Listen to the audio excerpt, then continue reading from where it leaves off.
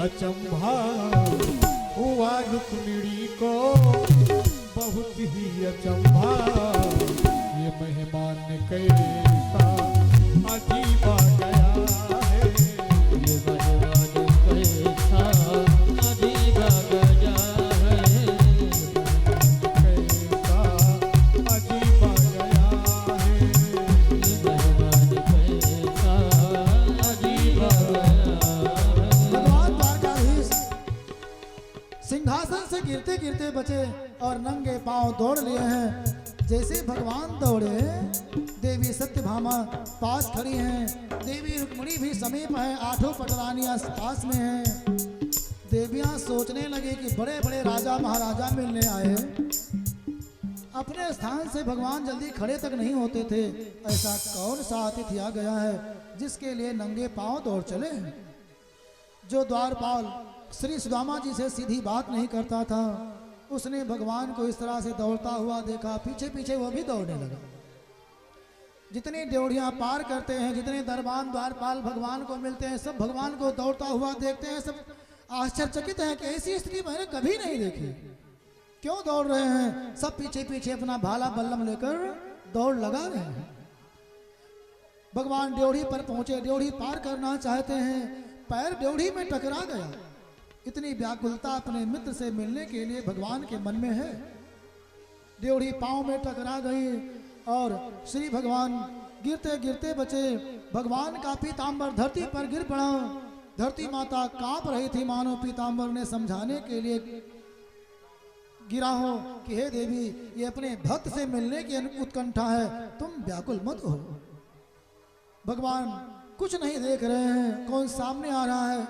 कोई अगर पूजा की थाल लिए हैं तो उससे टकरा रहे हैं, द्वारपालों से टकरा रहे हैं और व्याकुलता के साथ केवल मित्र की याद में दौड़े चले जा रहे हैं। ऐसा सुंदर जब दृश्य देखा सबने, सबके सब आश्चर्यचकित हुए, दांतों तले उंगली दबाते हैं। द्वारपाल को बताने में, भगवान को आने में कुछ समय लगा। श्री सुदामा जी के मन में विचार आने लगा कि मैं बिना मतलब चला है, इतनी गरीबी फटी हाल लेकर के मैं यहाँ आया हूँ। इस समाज में इतने सुंदर सुंदर वस्त्र सब पहन करके हैं और मैं ऐसे कैसे जाऊंगा। द्वारकाधीश अपने पटरानियों के बीच में मुझे कैसे मित्र कहेंगे। हो सकता है इसीलिए ना आए हूँ, वापस हो लिए। श्री सुदामा जी महाराज वापस चल दिए।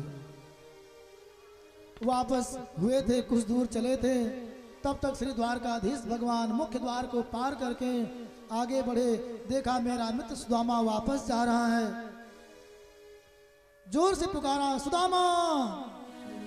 जैसे सुदामा की ध्वनि सुदामा के कानों में पड़ी, पीछे घूमकर देखा, द्वारकाधीश बाहें फैलाए दौड़े चले आ रहे हैं। सुदामा जी की लकुटी छूट गई, लाठी छूट गई, नेत्रों से सुधारा बह रही है और कमजोर पांवों से सुदामा जी भी दौड़ना चाहते हैं, लेकिन गिरने लगे। जैसे गिरते भगवान अपने भक्तों को गिरने कहाँ देते हैं। लपक करके भगवान ने सुदामा जी को पकड़ लिया, अपने हृदय से चिपका लिया। दोनों रो रहे हैं, भगवान भी रो रहे हैं। श्री सुदामा जी महाराज के शरीर को भिगो रहे हैं। श्री सुदामा जी महाराज भी रो रहे, कन्हैया के द्वारकाधीश के शरीर को भिगो रहे हैं। दोनों मित्रों का मिलना जब आज द्वारका वासियों ने देखा तो सबने धन्य धन्य कहा है। धन्य है ऐसी मित्रता, धन्य है ऐसा ब्राह्मण प्रेम, धन्य है ऐसी वत्सलता। भगवान ने कहा, सुदामा वापस क्यों जा रहे थे। सुदामा जी ने कहा, प्रभु द्वारकाधीश मित्र क्या करें, मैंने सोचा कि आप मुझे कैसे स्वीकार करोगे। आप भूल गए होंगे, कितने दिन की बात हो गई। भगवान ने कहा, क्या भगवान अपने भक्त को भूल सकता है। भक्त अगर भगवान को याद करता है तो भगवान भी भक्त को याद करता है। ये यथा माम प्रपद्यन्ते तास तथैव भजाम्यहम्। जो मुझको जिस प्रकार से भजता है मैं उसको उसी प्रकार से भजता हूँ। इसलिए सुदामा तुमने कैसे सोच लिया कि मैं तुम्हें भूल जाऊंगा। सुदामा जी की अश्रुधारा और तेज हो गई। तब तक रथ आ गया और भगवान ने रथ पर बैठाया है। महल, मुख्य महल के पास तक ले गए। श्री सुदामा जी महाराज को भगवान ने आज अपने सिंहासन पर बैठाया। और सिंहासन पर बैठाया। धोय पाए पट पीत सो पोछत श्री अधुराय, सत्य भामा सो कही करो रसोई जाय। भगवान ने उनके चरणों को धोना जब प्रारंभ किया तो भगवान के मन में विचार आया कि अगर गंगा जल से इनका पैर धोता हूं ब्राह्मण देवता का तो ब्राह्मण का अपमान हो जाएगा। क्यों? क्योंकि गंगा जल भगवान के चरणों का धोवन है ना। तो भगवान ने कहा कि मेरे चरणों का धोवन और उससे किसी ब्राह्मण का पैर धो तो उसका अपमान है। देखो, अगर कोई ब्राह्मण घर पर आवे तो उसका पैर कभी भी अपने नाली चौकी पर मत धोना। हो सके तो थाल में धोइए, घर में छीटिए, नहीं तो कहीं बाहर धोइए जहां किसी का पैर न पड़े। श्री सुदामा जी महाराज के चरणों को भगवान ने गंगा जल से नहीं धोया। क्या किया? पानी परात को हाथ छियो नहीं, नैनन के जल से धो। भगवान ने देखा बीमारी फटी है, कंटक लगे हैं, दया आ गई, नेत्रों से अश्रुधारा बहने लगी और उन्हीं आंसुओं से श्री भगवान ने श्री सुदामा जी महाराज के चरणों को धोया है। बोलो भक्त वत्सल भगवान की जय, श्री द्वारकाधीश भगवान की जय।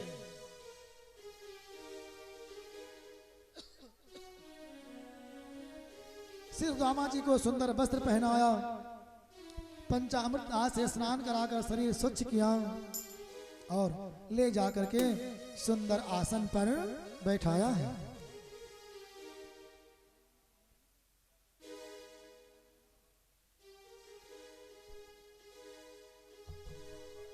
और श्री सुदामा जी महाराज को भगवान ने अपने पलंग पर बैठाया और पलंग पर बैठा करके हाल चाल करने लगे। बराबर में अपने सुदामा बिठाए, चरण आंसुओं से सामने धुलाए। हाँ, चरण आंसुओं से सामने धुलाए, आंसुओं से सामने धुलाए।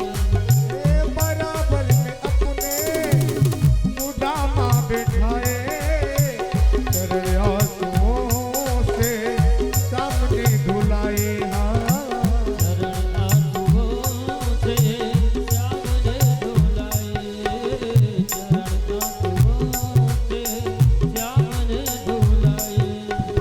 न घबराओ प्यारे जरा सुन सुदामा, न घबराओ प्यारे जरा तुम सुदामा, खुशी का समा तेरे करीब आ गया है। खुशी का समा तेरे करीब आ गया है, खुशी का समा तेरे करीब आ गया है। तेरे करीब आ गया है। करीब आ गया है, करीब आ गया है, करीब आ गया है। न घबराओ प्यारे जरा तुम सुदामा, खुशी की समा तेरे करीब आ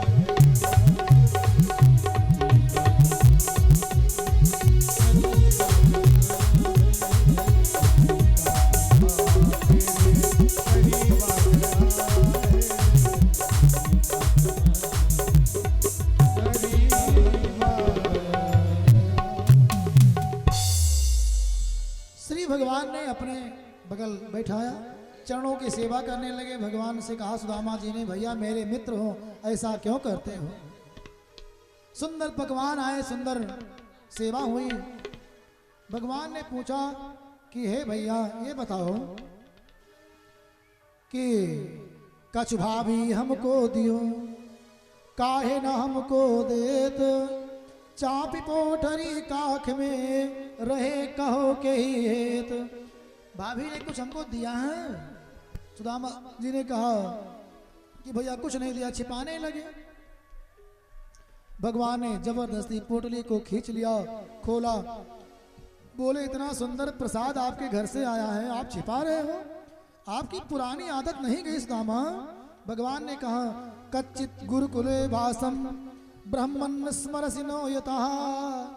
क्या गुरुकुल की वो बात आपको याद है जब गुरु माता ने चना दिया था, आपने खा लिया था? सुदामा जी लज्जित होने लगे, बोले भैया ये सब बात मत चलाओ यहाँ कम से कम। भगवान ने कहा ठीक है, ये बताओ भाभी सेवा करती हैं? भगवान से सुदामा जी ने कहा हाँ खूब सेवा करती हैं। विवाह में बारात भी तुमने नहीं कहा? भगवान से कहा सुदामा जी ने मेरा विवाह तो अभाव में हुआ, आपने इतने विवाह किए एक में नहीं बुलाया। भगवान ने कहा मेरा विवाह ऐसा हुआ है कि हम बरतिए नहीं गए हैं, सब जबरदस्ती विवाह हुआ है, दोनों का सुंदर विनोद हुआ, हंसी खेल हुआ। भगवान ने उस चावल को 3 फांका में लगाया और चौथे में 2 फांका लगाया, तीसरे में देवी रुक्मिणी ने भगवान का हाथ पकड़ लिया। बोली प्रभु क्या मुझे प्रसाद नहीं मिलेगा? अकेले चावल खाओगे नुकसान करेगा, इसलिए ब्राह्मण के घर से प्रसाद आया है, मुझे भी चाहिए। भगवान ने दे दिया, सबने प्रसाद बांटा। भगवान ने क्या किया, उसी चावल के प्रसाद के प्रभाव से सुदामा जी की नगरी द्वारकापुरी के समान बना दिया है। बोलो श्री द्वारकाधीश भगवान की जय। विश्वकर्मा जब गए सुदामापुरी को बनाने के लिए तो देवी सुशीला ने कहा देखो भले आपको भगवान ने भेजा है, लेकिन केवल मेरा घर नहीं बनेगा, जिसके जिसके यहाँ से मैं भिक्षा मांग करके लाती हूँ सबका घर बनवाओ, तब मेरा घर बनाओ। श्री विश्वकर्मा जी ने पूरी सुदामा नगरी द्वारका नगरी के समान बना दिया है। श्री सुदामा जी महाराज कुछ काल तक यहाँ निवास किए और रोज जल्दबाजी में रहते हैं, आज जाऊं। भगवान कहते हैं मत जाओ, लेकिन याद तो घर की आती है। जब यहाँ सुंदर पकवान खाते हैं सुदामा जी तो आंखों से आंसू ऐसे आते हैं मानो मिर्चा खा रहे हैं। भगवान ने पूछा ये मिर्चा नहीं है सुदामा जी, ये तो मिष्ठान है, क्या हुआ? सुदामा जी छिपा लेते थे। याद आती थी कि मैं तो यहाँ कलाकंद खा रहा हूँ, मेरे बच्चों को वहाँ कुछ नसीब हुआ हो कि नहीं, भूखे हों। जैसे कलाकंद दांतों के नीचे दबाते थे तैसे आंसू आ जाते थे कि मैं अपने परिवार से अलग अच्छे अच्छे व्यंजन कैसे खा सकता हूँ। लेकिन सुदामा जी स्वाभिमानी है, बताते भी नहीं हैं, अपनी आंसुओं को छिपाने का प्रयास करते हैं। भगवान तो सब जानते हैं। द्वारका वासियों ने कहा कि मनेन कृतम पूर्णम अवधेवतेन भिक्षुणा, इस भिक्षुक अवधूत ने कौन सा पूर्ण किया था जिसकी सेवा भगवान द्वारकाधीश स्वयं कर रहे हैं। सब देख देख करके आश्चर्यचकित हैं। अहो भाग्यम, आज इसका भाग्य है। सुदामा जी विदा लेकर के वहां से चले हैं। जो नया वस्त्र श्री भगवान ने पहनाया था सारा निकाल दे, जो पहन करके आए थे वही पहन करके भगवान ने उनको विदा किया है। क्यों? क्योंकि अगर सोने चांदी के नए नए वस्त्र पहन करके जाते तो ये द्वारका वासी बोली मारते, देखो भिखारी बन करके आया था, राजा बनकर जा रहा है, मांगने आया था। इसलिए भगवान ने उसी हालात में भेजा कि लोग सोचें कि ये ब्राह्मण निस्वार्थ आया था, कुछ लेने नहीं आया था। सुदामा जी को भी लगा कि कुछ नहीं दिया है और खूब खुश हैं, भले नहीं दिया, धन में फंसकर मुझे बेकार थोड़ी होना है। केवल क्या कहते हैं सुदामा जी, कहते हैं कि क्वा हम दरिद्रो पापियान क्व कृष्ण श्रीनिकेतनः, कहा मैं पापी निर्धन गरीब और कहा कृष्ण श्रीनिकेतन श्रीपति, उन्होंने मेरी सेवा इस तरह से की है, मैं तो धन्य हो गया, मेरे समान और कोई पुण्य वाला नहीं है। सुदामा जी अपने समस्त पुण्यों को याद करते हुए जा रहे हैं। ब्रह्म बंधुति स्माहम बाहुभ्याम परिरंभिता, मुझे ब्राह्मण जान करके भगवान ने मुझे अपने बाहुओं में भर लिया। ये सब सुख सोच सोच करके भगवान के परमवत श्री सुदामा जी महाराज श्री द्वारकापुरी से पुनः प्रस्थान किए और धीरे धीरे करके अपने नगरी को पहुंच गए। नगरी में पहुंचे, देखा द्वारकापुरी जैसी। सबसे पूछने लगे लोग, लगा कि फिर तो वापस नहीं आ गए, भूल गए हो। सबने समझाया नहीं महाराज, भी जल्दी जल्दी बनी है, तुम्हारी ही नगरी है। देवी सुशीला सुंदर सुंदर वस्त्र धारण करके बाहर आई। सुदामा जी ऐसे रास्ता काट करके चले गए। सोचा कोई देवी नई नई है, उससे हम क्यों बात करें, तब देवी सुशीला ने आरती की थाल लिए खड़ी थी। उन्होंने कहा कि अरे स्वामी, मैं तुम्हारी ही पत्नी हूं। तब श्री सुदामा जी ने सेवा स्वीकार किया, लेकिन कुटिया में निवास करते हैं। बोलो भक्त वत्सल भगवान की। आज कुरुक्षेत्र में श्री बलराम जी और श्री गोपियों का और श्री समस्त ग्वाल बालों का सबसे भेंट मुलाकात हुई है।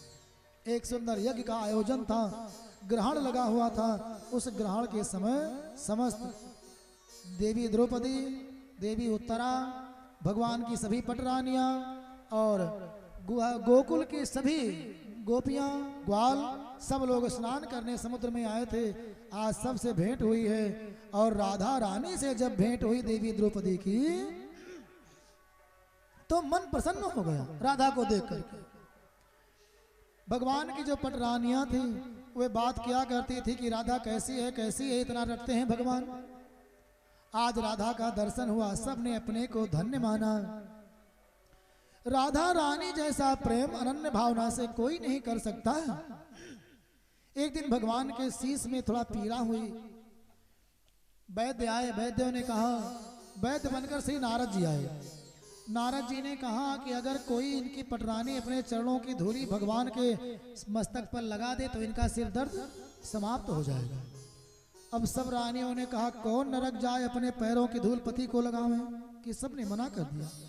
भगवान ने कहा, नारद जी जल्दी जाओ गोकुल, नहीं तो मेरा सिर फट जाएगा। नारद जी गए, गोपियों से कहा, मैं वहां से द्वारकापुरी से आ रहा हूँ। गोपियों ने कहा, क्या हाल चाल है? नारद जी ने कहा, अरे हाल चाल बड़ा गड़बड़ है, द्वारकाधीश का सिर दर्द हो रहा है, वहां कोई दवाई नहीं है। नारद जी ने कहा, दवाई है, उनके कोई प्रियतमा हो, पत्नी हो, उसके चरणों की धूल लग जाए तो ठीक हो जाएंगे। गोपियों ने कहा, मैंने सुना 16,108 रानी किसी के चरण में धूल नहीं लगी। भगवान नारद जी ने कहा, कोई नहीं दिया, कौन नरक जाए? गोपियों ने अपना अपना पांव रगड़ा और राधा रानी ने और इतना धूल पैर में लगाया, एक कपड़े में झाड़ करके इतना धूल दे दिया, ले जाओ लगाओ। नारद जी ने कहा, अरे गोपियां क्या कर रही हो? द्वारकाधीश भगवान है, तुम्हारे प्रियतम हैं, अगर तुम्हारे चरणों की धूल उनको लग गई तो तुम्हें नरक हो जाएगा। गोपियों ने कहा, मुझे 100 जन्म तक नरक रहे वह स्वीकार है, लेकिन मेरे द्वारकाधीश को, मेरे कृष्ण को, कन्हैया को, कान्हा को एक क्षण का भी अगर दर्द है, पीड़ा है, तो वह मुझे नहीं सहन है, मैं नरक में रह लूंगी। गोपियों ने चरणों में प्रणाम किया, धन्य हो देवियां, लेकर के आए, धूल दे दिया, सारी बात बताई। सारी रानियां लज्जित होकर के नीचे सिर कर ली। इसीलिए भगवान राधा रानी को याद किया करते हैं। राधे तेरे चरणों की श्यामा, राधा का एक नाम श्यामा भी है। श्यामा तेरे चरणों की गर धूल जो मिल जाए,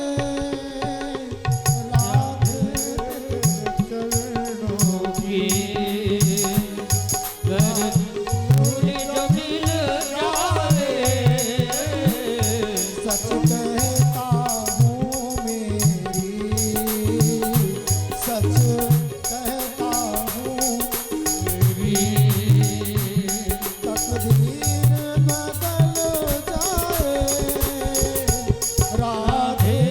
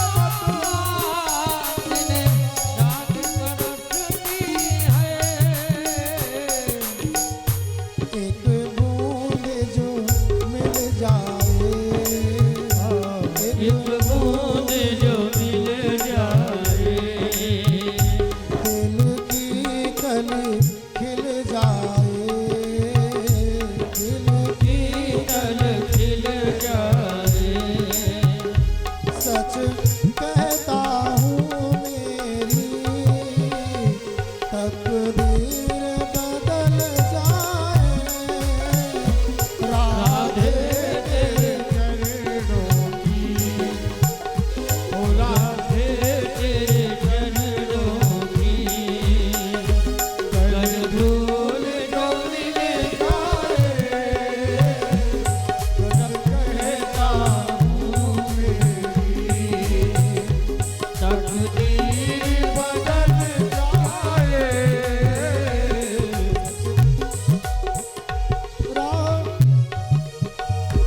चर नजरों से गिराना ना चाहे कुछ भी सजा देना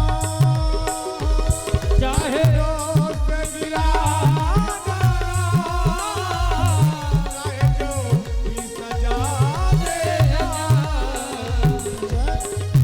नजरों से गिराना ना चाहे कुछ भी सजा देना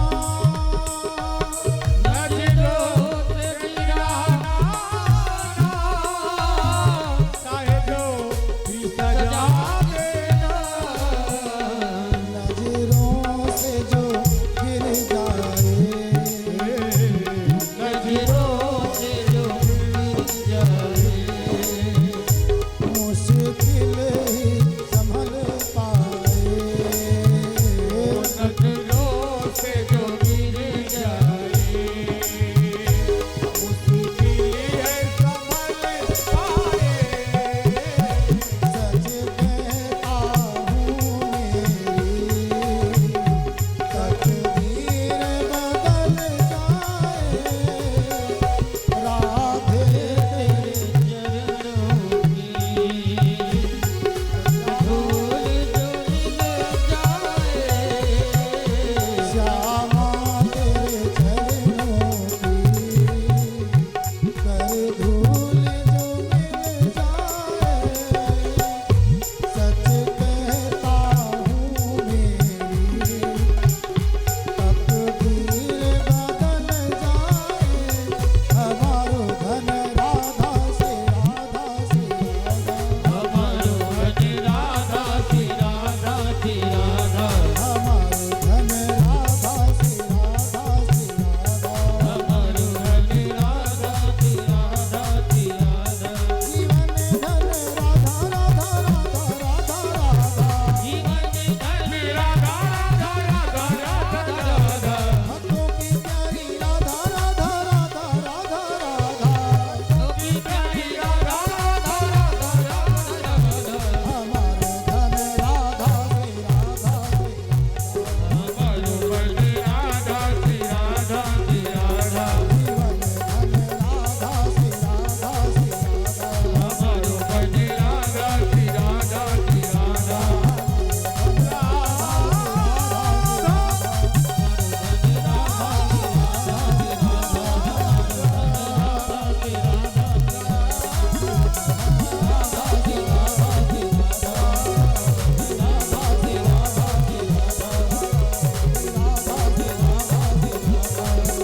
सी राधा सी राधा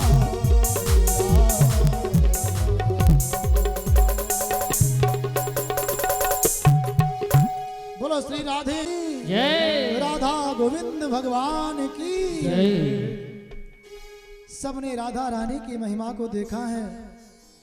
भगवान पुनः द्वारकापुरी में निवास किए। भगवान ने अपने बच्चों को समझाया था, बालकों को, लेकिन एक ने सुनी। जब समय खराब आता है ना तो सारी बुद्धि भ्रष्ट हो जाती है। आज यदुवंशी लोग जो बालक थे सांब, जिनमें जाम्बवती का बेटा था, वह मुखिया बन गया, सारे बालकों को लेकर खेलने लगा। एक स्थान पर सप्तर्षि आदि विराजमान थे।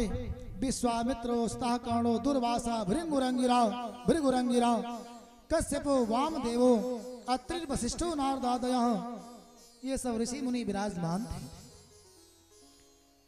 सांब के पेट में कपड़ा लपेटा गया और साड़ी पहनाकर स्त्री बना करके ऋषियों के पास ले गए। महाराज ये मेरी पत्नी है, इसके क्या होगा, लड़का की लड़की। महात्मा लोग जान गए, भगवान द्वारकाधीश का ध्यान किया, प्रभु क्या आज्ञा है। आज्ञा प्राप्त हुई, आज श्राप दे दिया। मूर्खों, तुम्हारे इस साथी के शरीर से लोहे का मूसल होगा और इसी से तुम्हारे वंश का नाश हो जाएगा। अब जैसे यह श्राप लगा, सारे बालक भागे भागे आए, श्री कृष्ण भगवान के पास नहीं आए। अगर आए होते तो कुछ उपाय हो जाता। श्री उग्रसेन महाराज के पास गए, राजा ऐसी ऐसी बात है, क्या किया जाए। श्री उग्रसेन महाराज ने उसको पिसवाया, कस करके पिसवा करके चूर्ण बना करके समुद्र में फेंकवा दिया। छोटा सा टुकड़ा बचा था, उसे भी फेंकवा दिया। अब आगे चल करके वह जो चूर्ण था समुद्र के किनारे किनारे एरका नामक घास बन गई, बिना फूल फल वाली घास, लंबे लंबे तलवार जैसे पत्ते होते हैं। और जो छोटा सा टुकड़ा बचा था उसको फेंका था, किसी लोहार को मिल गया, उसने सुंदर तीर का नोक बना दिया, तीर का फल बना दिया। अब तीर का फल बन गया। इधर कुछ काल पश्चात श्री वसुदेव जी के पास श्री नारद जी आए हैं और श्री नारद जी ने श्री जनक जी और 9 योगेश्वरों का सुंदर सा चरित्र कहा है। और इस 9 योगेश्वरों के जो चरित्र हैं बड़े ही शिक्षाप्रद ज्ञानप्रद है। जो 11वां स्कंध है ना, ये बड़ा अद्भुत है और इसमें ज्ञान की चर्चा है। श्री नारद जी और श्री वसुदेव जी महाराज के बीच विविध प्रकार की वार्ता होती हैं। श्री दत्तात्रेय महाराज के विषय में बात होती है। उनके 24 गुरुओं की बात हुई है, जिनमें मधुमक्खी, अजगर, धरती, कन्या, इनकी सबकी बात हुई है। इनकी सबकी शिक्षा बड़ी महत्वपूर्ण है। कभी समय रहेगा तो सबकी शिक्षा को अलग अलग सुनाने का प्रयास करूंगा। कहते हैं कि श्री राजा परीक्षित से श्री सुखदेव जी महाराज ने ज्ञान, भक्ति और वैराग की भी बातें की हैं।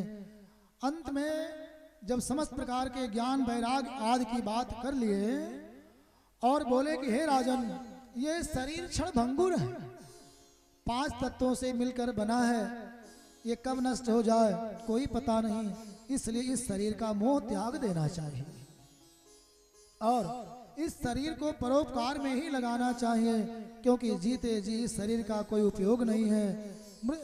उपयोग है, मृत्यु के बाद इसका कोई उपयोग नहीं है। इसलिए परोपकार में अगर मन लगाते हो तो कल्याण है।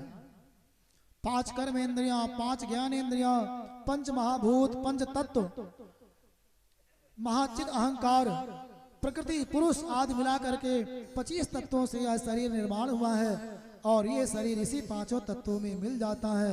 इसलिए हे राजन, आपको अपने शरीर का मोह त्याग देना चाहिए।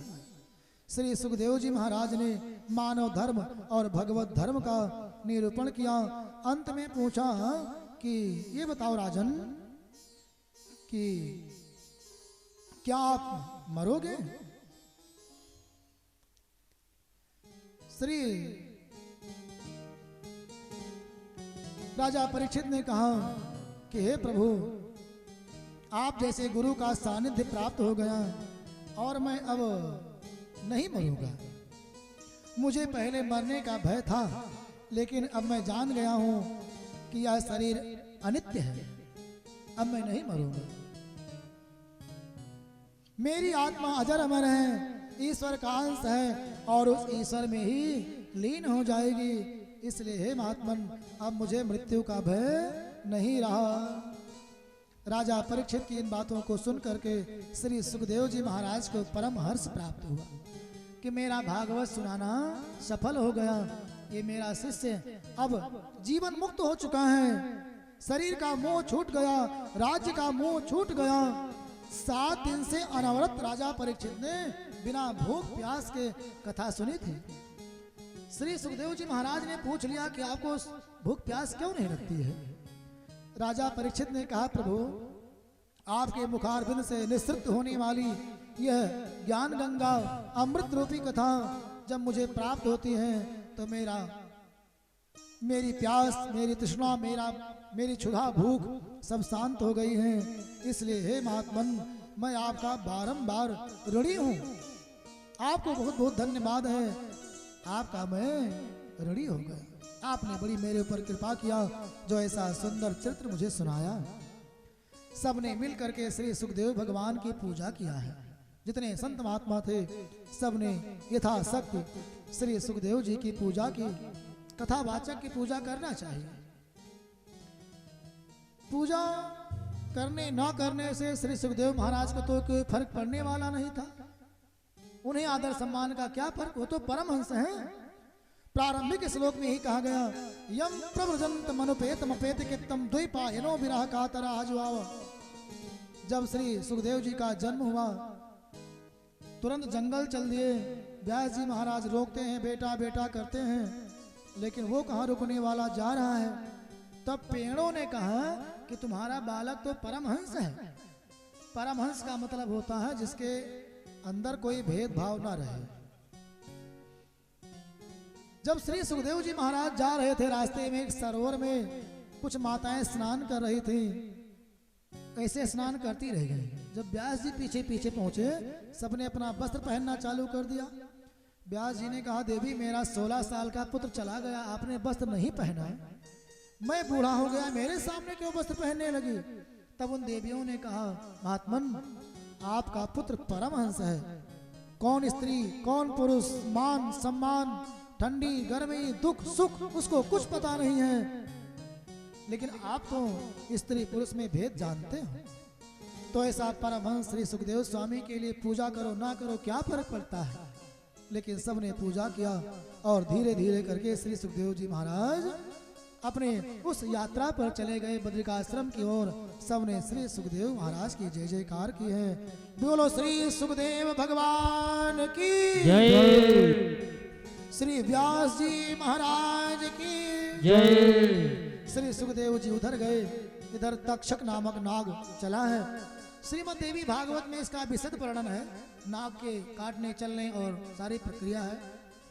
तक्षक नाग आया, श्री परीक्षित महाराज अपने प्राणों को ब्रह्मांड में कर करके बैठे। नाग ने डसा और श्री परीक्षित महाराज का शरीर जल करके भस्म हो गया। सारे देवताओं ने भगवान की जय जयकार की है, मंगल कामना की है। और सुंदर सा बैकुंठ से विमान आया। राजा परीक्षित उसमें बैठ करके बैकुंठ धाम को चले गए। बोलो श्री परीक्षित जी महाराज की जय। श्रीमद् भागवत महापुराण की जय। भक्त वत्सल भगवान की जय।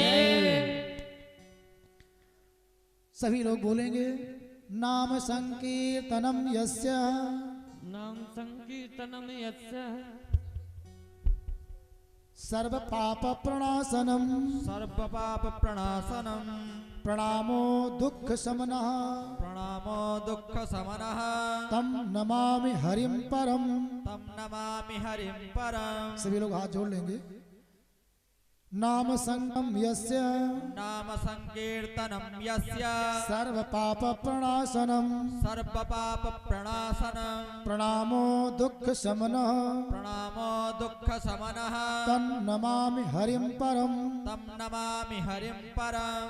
नाम संकीर्तनम यस्य नाम संकीर्तनम यस्य सर्व पाप प्रणाशनम सर्व पाप प्रणाशनम प्रणामो दुख शमनः प्रणामो दुख समनः तम नमामि हरिम परम। तम नमामि हरिं परम। श्री विष्णवे नमः। श्री विष्णवे नमः। श्री विष्णवे नमः। श्री विष्णवे नमः। श्री विष्णवे नमः। श्री विष्णवे नमः। विष्णु स्मरणात् परिपूर्णतास्तु। बोलो श्री लक्ष्मी नारायण भगवान की जय। सबके लिए मंगल कामना है। सूर्य सम सब सदा जगमगाते रहो, सारे जग का अंधेरा मिटाते रहो। अपनी कृतियों से जग को लुभाते रहो। तुम हमें हम तुम्हें याद आते रहो। कामना है प्रभु से सदा बस यही, तुम सदा सर्वदा मुस्कुराते रहो। तुम सदा सर्वदा मुस्कुराते रहो। श्रीमद् भागवत कथा सुनने कहने का यही लाभ है। सब कर मत खगनायक एहा, करिए राम पद सहज स्नेहा। अगर इस भागवती वार्ता से भगवान के प्रति प्रेम भक्ति और सामाजिक चेतना जो सबके प्रति भगवत भाव प्राप्त हो जाए, किसी से ईर्ष्या ना रह जाए, किसी से द्वेष ना रह जाए, सी राम में सब जग जानी, करहु प्रणाम जोर जुगतानी, ये भाव आ जाए तो कथा कहने का संपूर्ण फल मानो प्राप्त हो गया। और अपने कर्मों से आप भगवान को प्राप्त कर सकते हैं। इसलिए सबको भगवान के समान समझो, सबको भगवान का अंश समझो। आइए भगवान से एक विनती करके कथा को विराम देते हैं। बैठो आराम से। किस्मत में मेरे लिख दे, किस्मत में मेरे लिख दे, एक बम तक तेरा मेरा साथ सावरे, रहे जन्म जन्म तक तेरा मेरा साथ सावरे, रहे जन्म जन्म तक तेरा मेरा साथ सावरे, रहे जन्म जन्म तक तेरा मेरा साथ सावरे। किस्मत में मेरे लिख दे। सब लोग गाएंगे, अंतिम भजन है।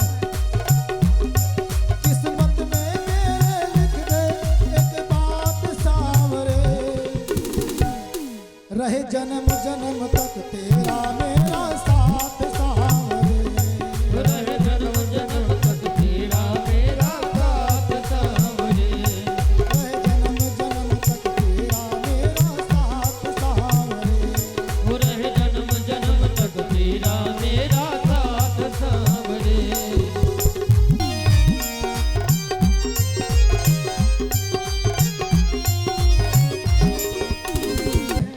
परिवार मिले मुझे ऐसा जो तेरी महिमा गाए, परिवार मिले मुझे ऐसा जो तेरी महिमा गाए, औलाद मिले मुझे ऐसी जो तेरा भजन सुनाए, औलाद मिले मुझे ऐसी जो तेरा भजन गाए।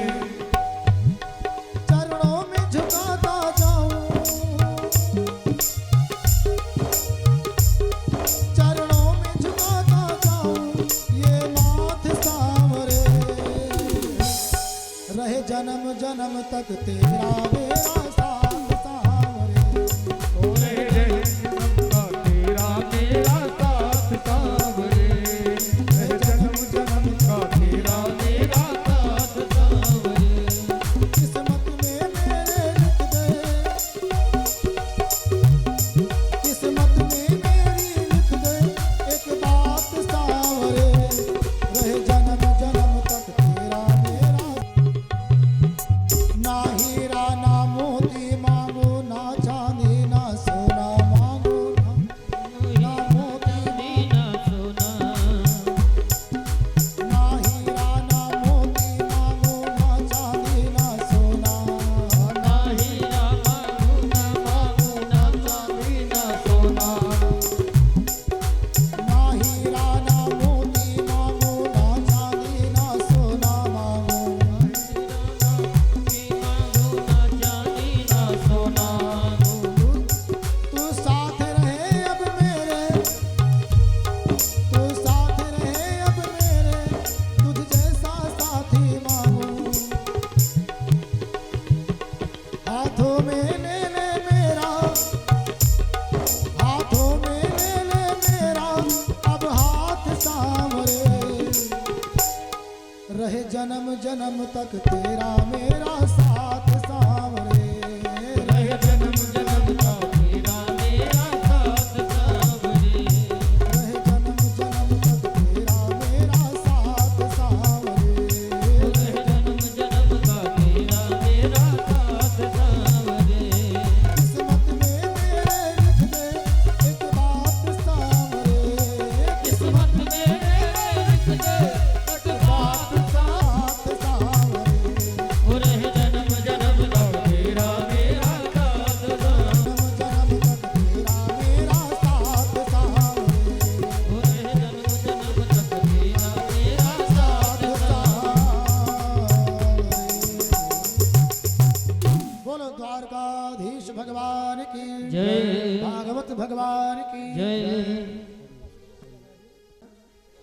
पंचोपचार से और श्री भागवत भगवान की थोड़ी सी पूजा, फिर तुरंत आरती प्रसाद और सभी लोग प्रसाद लेकर के जाएंगे। आज थोड़ा देर हो गई है।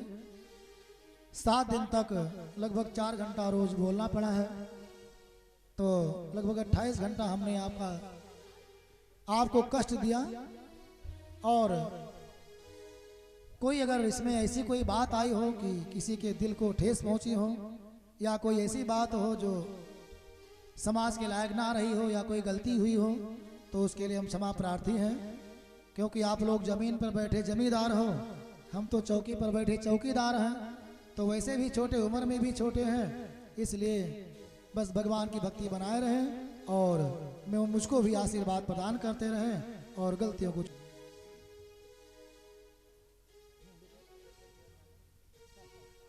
चेयर वाले चेयरमैन है भाई। ओम नमो भगवते वासुदेवा ओम नमो भगवते वासुदेवाय। ओम नमो भगवते वासुदेवा सोते में कृष्ण कहो जगने में कृष्ण।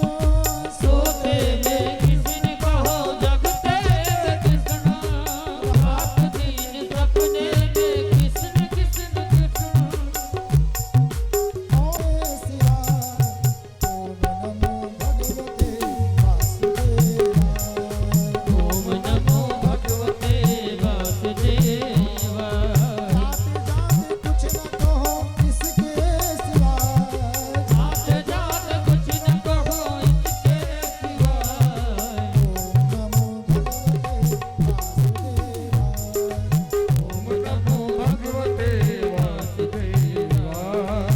ओम नमो भगवते वासुदेवा ओम नमो भगवते वासुदेवाय। ओम नमो भगवते वासुदेवा।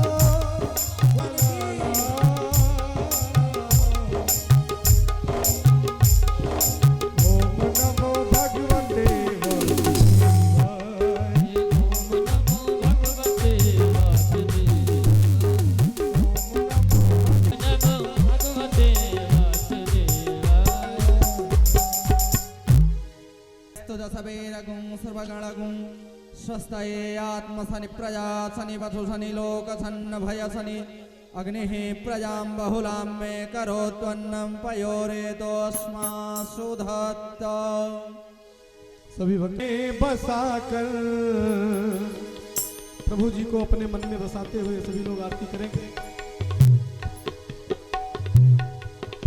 हे मन में बसा कर तेरी आरूम गिरधर तेरी आरती। मैं बसा के तेरी मूर्ति उतारूं गिरधर तेरी आरती। मैं बसा कर तेरी आरती उतारूं मैं गिरधर तेरी आरती। मैं बसा के तेरी मूर्ति उतारूं गिरधर तेरी आरती।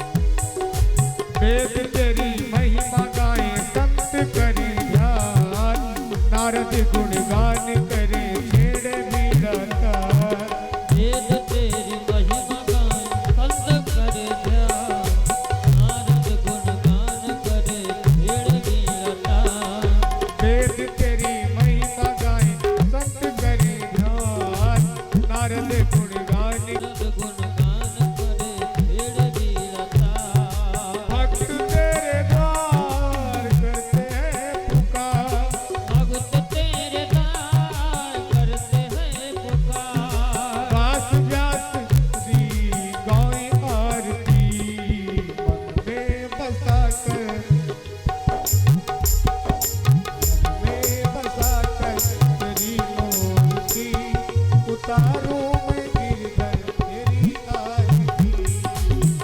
ये बता के तेरी मूर्ति उतारूं गिरधर तेरी आरती। तेरी आरती हाँ तेरी आरती। ये बता के तेरी मूर्ति उतारूं गिरधर तेरी आरती। उतारू मैं गिरधर तेरी रघुनाथ कला की आरती की जय हनुमान जी लला। दुष्ट दलन रघुनाथ कला की जाके बल से गिरवर कांपे। रोग दोष जाके निकट न जाके। अंजन पुत्र महाबल गाई। संतन के प्रभु सदा सहाय। हे वीरा रघुनाथ पठाए। लंका आरती तुझिराए। लंका तो कोटि समुद्र सिखाए। भाई सजीवन प्राणी उबारे। बैठ पताल तोरी उतारे। अंगावन पूजा उभारे।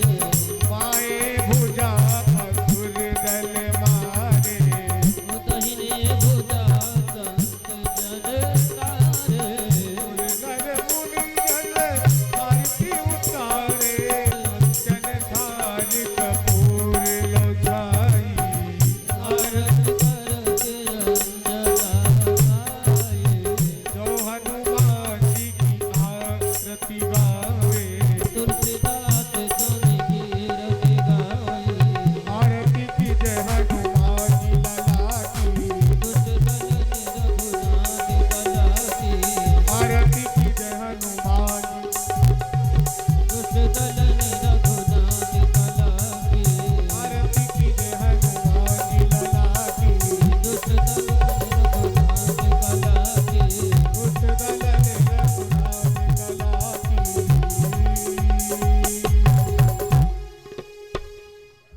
हे शिव ओंकारा ब्रह्मा विष्णु सदा शिव। ब्रह्मा विष्णु सदा शिव। अर्धांगी धारा। ओम जय शिव ओंकारा। एकानन चतुरानन पंचानन राजे। हंसासन करुणासन हंसासन गरुड़ासन। वाहन साजे। ओम जय शिव ओंकारा।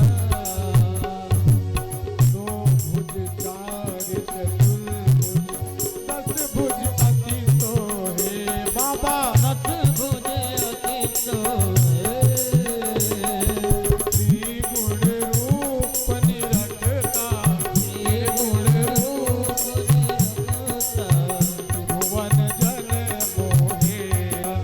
रुद्रमाला धारी। बाबा रुद्रमाला चंदन निज मद सोहे। चंदन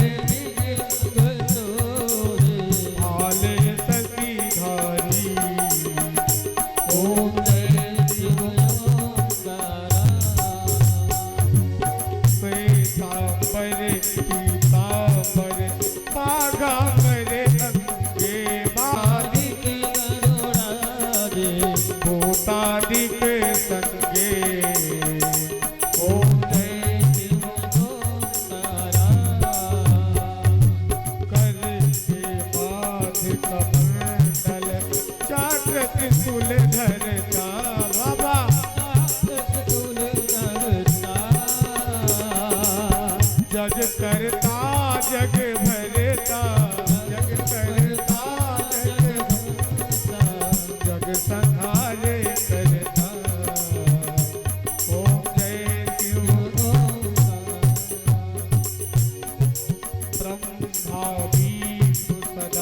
क्यों जानत अभिवेका ओ बाबा जानते अभिवेका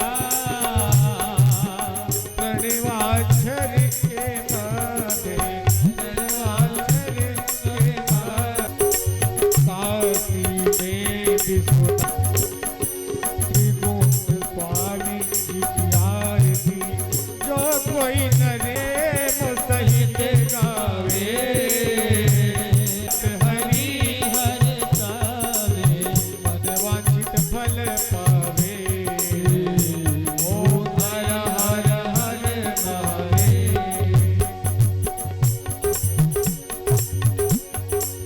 ओम जय शिव ओंकारा स्वामी जय शिव ओंकारा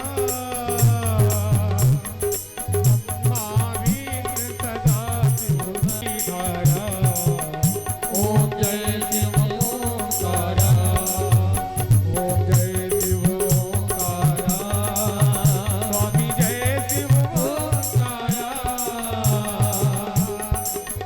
महावीर सदा शिव महावीर सदा शिव वरदानी धारा ओम हर हर हर महादेव संसार सारो बुझे हार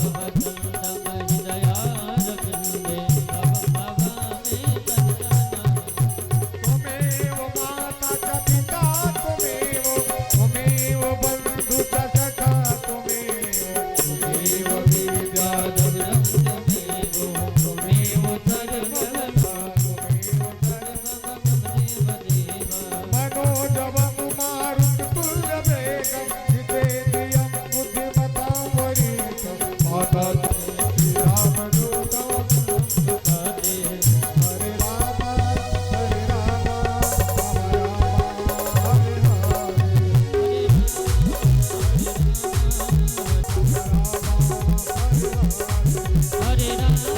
हरे राम हरे राम हरे राधे हरे कृष्णा हरे कृष्णा हरे कृष्णा हरे हरे हरे कृष्णा हरे कृष्णा अकेली गई थी ब्रज में कोई नहीं था मेरे मन में अकेली गई थी ब्रज में अकेली गई थी ब्रज में कोई नहीं था मेरे मन में मोर पंख वाला मिल गया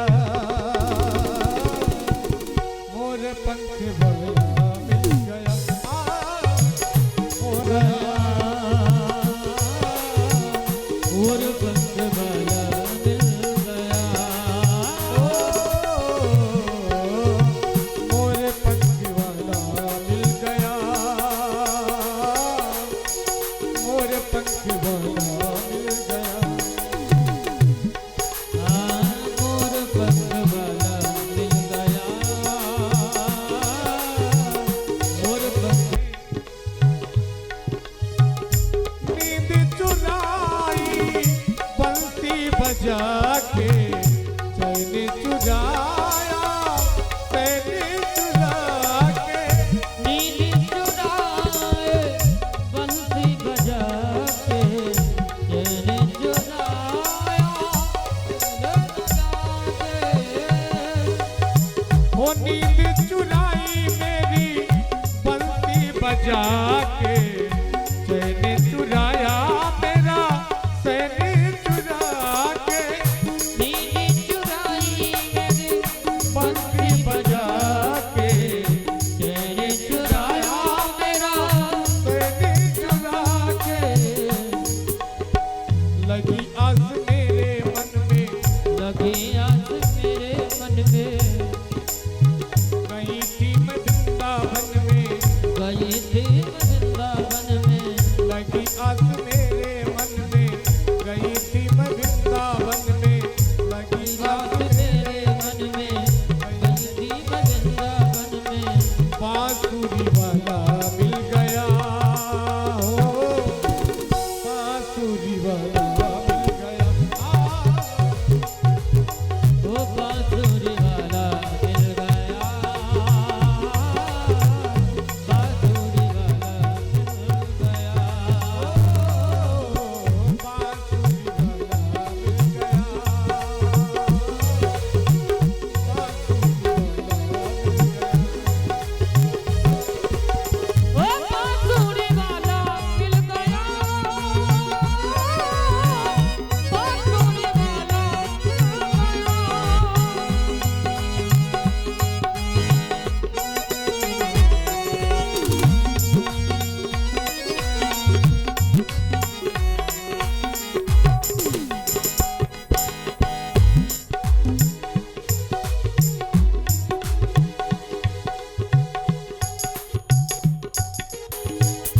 बांसुरी बा